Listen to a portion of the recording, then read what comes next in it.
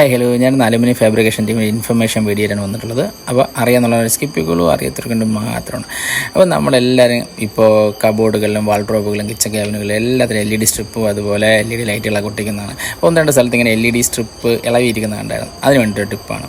നമുക്കൊന്നുമില്ല, ഇപ്പം നമ്മൾ വരുന്ന പൗഡർ കോട്ടറായ സെക്ഷൻ ആയതുകൊണ്ട് തന്നെ ഹാൻഡ് ഗ്രൈൻഡറിനോ അല്ലെങ്കിൽ ഫയലിനോ ഒന്ന് സ്ക്രാച്ച് ചെയ്തതിന് ശേഷം LED സ്ട്രിപ്പ് അങ്ങ് ഒട്ടിക്കുകയാണെങ്കിൽ അതിൻ്റെ ഗമ്മൽ പിടിച്ചിരിക്കുകയും ചെയ്യും. ലേശം സിലിക്കോൺ ഒട്ടിച്ചാൽ അടിപൊളിയായിരിക്കും. പിന്നെ അടുത്തുള്ളതെന്ന് വെച്ച് കഴിഞ്ഞാൽ സ്ലീവാണ്. ഇവർ കേബിളൊക്കെ ഉപയോഗിക്കുമ്പോൾ മുകളിലോട്ട് എടുത്തുള്ളൂ. അപ്പോൾ അതിനകത്ത് കബോർഡിന് എന്തെങ്കിലും ഒരുമാതിരി ഒരു ഭംഗിയില്ലാതെ കിടപ്പുണ്ട്. അത് നമുക്ക് ഒഴിവാക്കാൻ വേണ്ടി കേസിംഗ് ക്യാപ്പിൽ ഹോളടിച്ച് നമുക്ക് മുകളിലോട്ട് കയറ്റിയിട്ട് നമ്മൾ ഫ്ലക്സ് ക്വിക്കിനോ അല്ലെന്നുണ്ടെങ്കിൽ വുഡ്ഫിലിനൊക്കെ ഒട്ടിച്ച് അടിപൊളിയായിട്ട് നമുക്ക് കേബിൾ മുകളിലിടുക. പിന്നെ അടുത്ത് വരുന്ന പ്രശ്നം വെച്ചാൽ നമ്മളെ ഒട്ടിച്ച് എല്ലാം റെഡി ആയിട്ട് നമുക്ക് ഈ ലൈറ്റൊന്ന് കത്തിച്ച് നോക്കാൻ പറ്റാത്ത അവസരം കാണും. കാരണം ഒന്നുമില്ല പവർ കാണത്തില്ല, ഇല്ലെന്നുണ്ടെങ്കിൽ ഇതിൻ്റെ ട്രാൻസ്ഫോമർ വരാത്തൊരവസ്ഥ.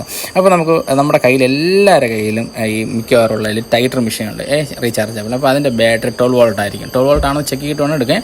12 വോൾട്ട് കാരണം വെച്ചാൽ 12 വോൾട്ടിൻ്റെ LED ആണ് നമുക്കിവിടെ മാക്സിമം മാർക്കറ്റിലും അവൈലബിൾ ആയിട്ടുള്ളത്.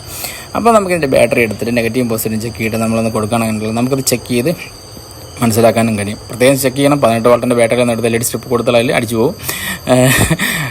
കണ്ടില്ലേ, ഇത് ഞാൻ വീട്ടിൽ കുറച്ച് സ്ക്രാപ്പൊക്കെ വെച്ച് ചെറിയൊരു അലമാര മോന് ഡ്രസ്സ് വയ്ക്കാനില്ലാത്തതുകൊണ്ട് ഞാൻ ഇങ്ങനെ ചെയ്തിട്ടുള്ളതാണ്.